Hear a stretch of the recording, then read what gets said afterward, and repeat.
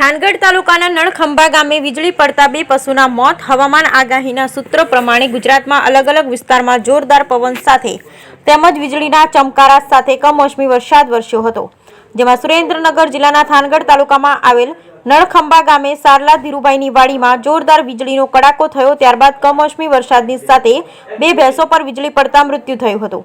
સારલા ધીરુભાઈ અલુભાઈ એક ખેડૂત પરિવારમાંથી આવે છે તેમજ પશુ આધારિત ગુજરાન ચલાવે છે.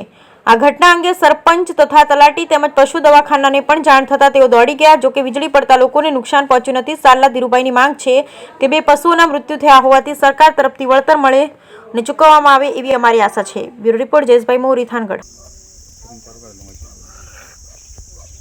હલો, અમારા કાકા હે અને 6:30 ગાડામાં વીજળી પડી છે અને બે ભેંસ્યું અને ગાયના માલ બાંધ્યા હતા અને વીજળી પડી છે અને બે ભેંસુનું મારણ થઈ ગયું છે અને એક ગા રહી ગઈ અને બાબુ હતો, બધા છોડવા આવતા હતા અને બાબુ અને છોકરા બીજા હતા એ રહી ગયા છે અને બે ભેંસુનું મારણ થઈ ગયું.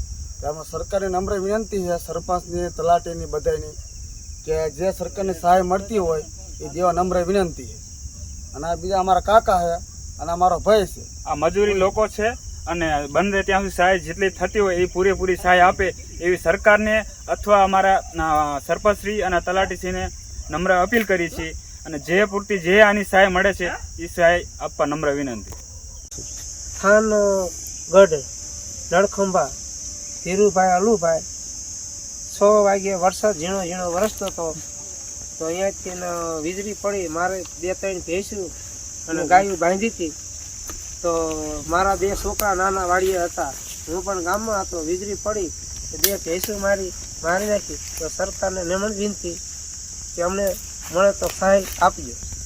લઈ ગયા અને